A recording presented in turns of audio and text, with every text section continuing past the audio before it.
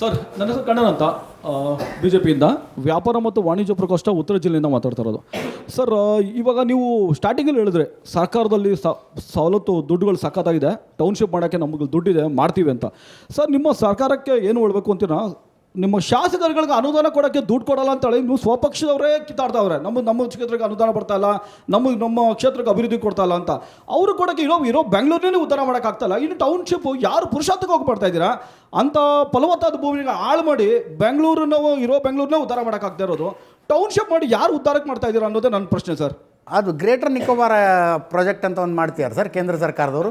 ರಾಹುಲ್ ಗಾಂಧಿ ಅವ್ರು ಹೋಗಿ ತೋರಿಸಿದ್ರಪ್ಪ, ಇಷ್ಟು ದಟ್ಟವಾದ ಕಾಡಿದೆ ಇಲ್ಲಿ, ಈ ಕಾಡನ್ನು ಕಡಿದು ನೀವು ಪ್ರಾಜೆಕ್ಟ್ ಮಾಡ್ತೀರಾ ಅಂತ.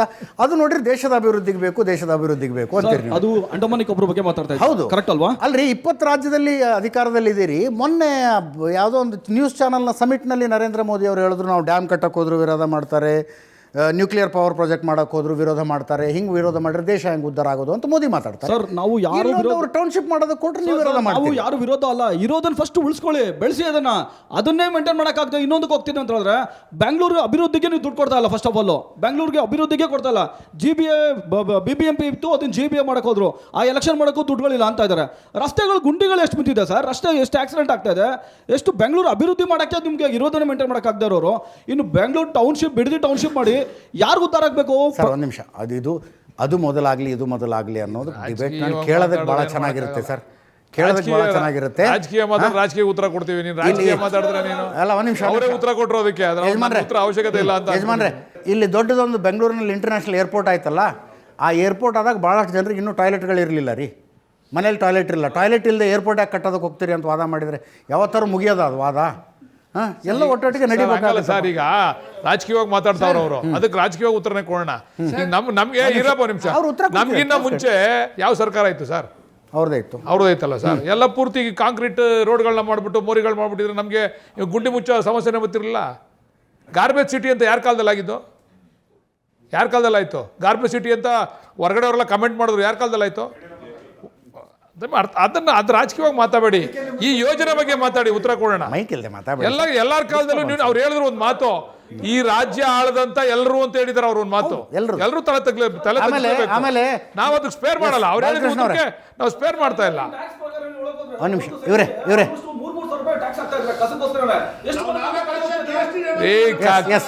ಕಸ ತೆಗಿಬೇಕಲ್ಲಪ್ಪ, ನೀವೇ ಅಚ್ಚುಕಟ್ಟು ಮಾಡ್ಕೊಟ್ಟಿದ್ರೆ ನಾವು ಮಾಡೋಯ್ತಲ್ಲಪ್ಪ.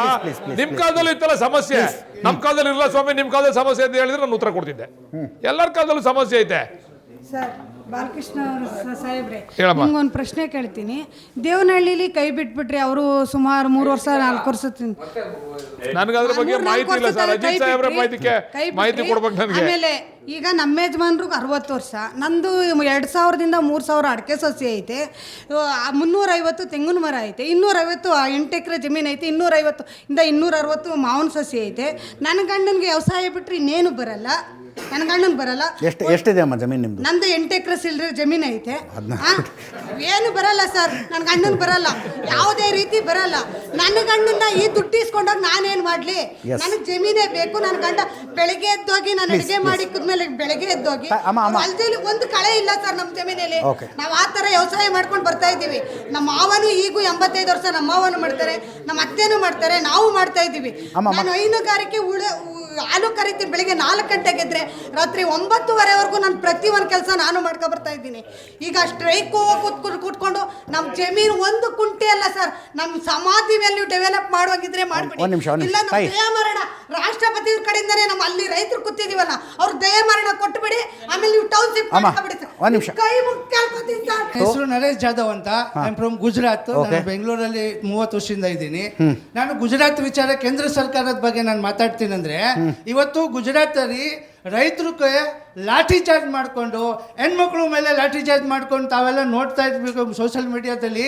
ಅದು ಯಾಕೆಂದರೆ ಅಡಾಣಿ ಲೈಟ್ ಕಂಬನ ಅವ್ರ ಜಮೀನಲ್ಲಿ ಜಬರ್ದಸ್ತಿ ಹಾಕೋಕ್ಕೋಸ್ಕರ ಇವತ್ತು 15ರಿಂದ 20 ದಿವಸದಿಂದ ಪಾದಯಾತ್ರೆ ಮಾಡ್ಕೊಂಡು ಟ್ರ್ಯಾಕ್ಟರ್ ರ್ಯಾಲಿ ಮಾಡಿಕೊಂಡು ರೈತರು ಇವತ್ತು ಗಾಂಧಿನಗರ್ಗೆ ಕುಚ್ ಮಾಡೋಕ್ಕೆ ಹೋಗ್ತಾ ಇದ್ದಾರೆ. ಅಲ್ಲಿ ಕೂಡ ಅವ್ರಿಗೆ ಹೋಗೋಕ್ಕೆ ಬಿಡ್ತಾ ಇಲ್ಲ. ಲಾಠಿ ಚಾರ್ಜ್ ಮಾಡಿಕೊಂಡು ರೈತರ ಜಮೀನನ್ನ ಕೇಂದ್ರ ಸರ್ಕಾರ ಗುಜರಾತಲ್ಲಿ 30 ವರ್ಷದಿಂದ BJP ಸರ್ಕಾರ ದಬ್ಬಾಳಿಕೆ ಮಾಡಿಕೊಂಡು ಮಕ್ಕಳಿಗೆಲ್ಲ ಜೈಲು ಹಾಕೊಂಡು ಜಮೀನನ್ನ ತಗೊಳ್ತಾ ಇದ್ದಾರೆ ಸರ್. ಏನಕ್ಕೆ ತಗೋತಾ ಇದ್ದಾರೆ ಸರ್?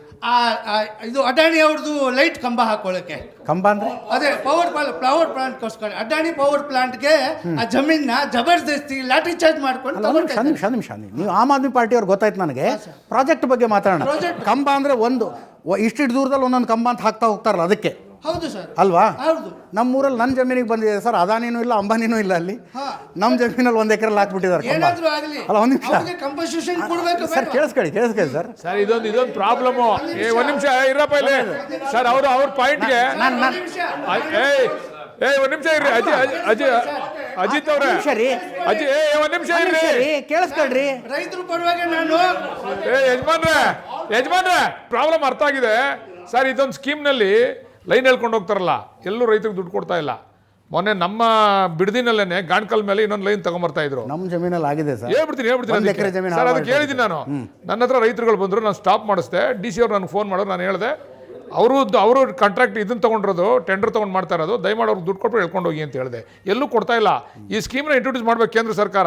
ಎಲ್ಲೆಲ್ಲ ಲೈನ್ ಎತ್ಕೊಂಡು ಹೋಗ್ತಾರೆ ಅಲ್ಲಿ ರೈತರುಗಳಿಗೆ ಅದು ಕಾಂಪನ್ಸೇಷನ್ ಕೊಡಬೇಕು ಅಂತ ಇಂಟ್ರೊಡ್ಯೂಸ್ ಮಾಡಬೇಕು. ನಾನು ಅವಕಾಶ ಕೊಟ್ಟಿಲ್ಲ. ಇದೆಲ್ಲ ಕಡೆ ಇದೆ. ಇದು ನಿಮ್ದು ಒಂದೇ ಸಮಸ್ಯೆ ಅಲ್ಲ. ಮೊದಲು ಒಂದು ಲೈನ್ ತೊಗೊಂಡು ಹೋಗ್ತಾರೆ, ಪಕ್ಕದಲ್ಲಿ ಇನ್ನೊಂದು ಲೈನ್ ತೊಗೊಂಡು ಹೋಗ್ತಾರೆ. ಇದು ಏನಾಗ್ತದೆ ಅಂತಂದ್ರೆ ನಮ್ಮೆಲ್ಲಂತೂ ಬಿಡದಿನಲ್ಲಿ ಇವ್ರು ಹೇಳ್ದಂಗೆ ಬೆಲೆ ಬಾಳೋ ಜಮೀನಲ್ಲಿ 4 ಲೈನ್ ಹೇಳ್ಕೊಂಡು ಹೊಂಟೋಗ್ಬಿಟ್ರೆ ಅವ್ರು ತೊಂದರೆ ಆಗ್ತದೆ. ಸ್ಟಾಪ್ ಮಾಡಿಸಿದೀವಿ. ಇದೆಲ್ಲ ಕಡೆ ಇದೆ. ನಿಮ್ದು ಒಂದೇ ಅಂತಿಮವಾಗಿ ಬಾಲಕೃಷ್ಣ ಅವರೇ ನಾನು ಹೇಳೋದಿಷ್ಟೇ ಸರ್. ಯೋಜನೆ ಬೇಡವೇ ಬೇಡ ಅನ್ನೋರು ಹಠಕ್ಕೆ ಬೀಳೋದು ಬೇಡ, ಮಾಡೇ ಮಾಡ್ತೀವಿ ಅನ್ನೋರು ಹಠಕ್ಕೆ ಬೀಳೋದು ಬೇಡ.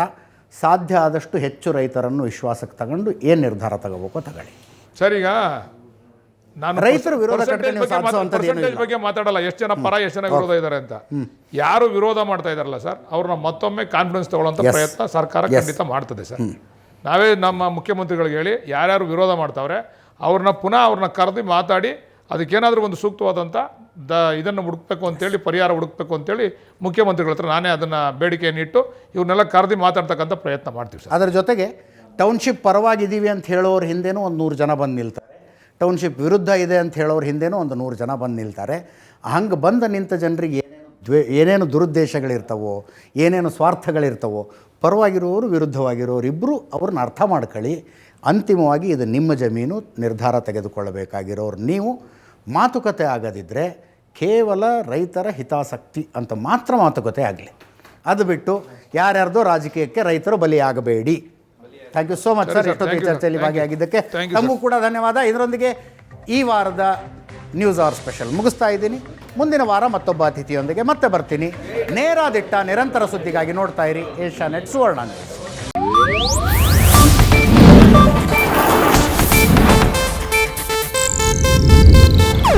ಇದು ಏಷ್ಯಾನೆಟ್ ನ್ಯೂಸ್ ನೆಟ್ವರ್ಕ್ ಪ್ರಸ್ತುತಿ.